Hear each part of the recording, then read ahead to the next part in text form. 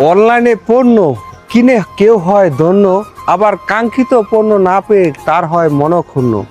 অনলাইনে আসলে আমাদের এই বর্তমান সোশ্যাল মিডিয়াতে তার কাঙ্ক্ষিত পণ্যগুলি হাতের কাছে পৌঁছে দেয়, এরকম রাইটারটা, ঠিক না ভাই? জি ভাই। আর এরকম পণ্য যখন কাস্টমারের কাছে পৌঁছে দিতে পারেন তখন আপনার আসলে কিরকম লাগে?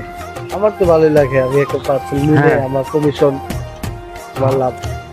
অবশ্যই। আর অনলাইনের পণ্যগুলি অনেক সময় দেখে যাচাই করতে নিতে হয়। দেখেন ছোট একটা অ্যাডাপ্টর, একদম ছোট, যার দাম হচ্ছে, আমি দেখাচ্ছি আপনাদেরকে, আমি এই অ্যাডাপ্টর ছাড়া আসলে এটার মূল্য হচ্ছে কত না, মূল্যটা কত না, প্রায় 3000 টাকা। দেখেন 2913 টাকা, মানে 3000 টাকা। আর এটা ছাড়া ভিডিও করা সম্ভব না। আমার কোথাও ভিডিও করতে গিয়ে কোথায় যেন পড়ে গেছে, তো অনলাইন থাকার কারণে আমি একদিনের মাঝে এটা পেয়েছি, আবার কিনতে পারতেছি। তো সবাইকে অসংখ্য ধন্যবাদ, সবাই ভালো থাকবেন।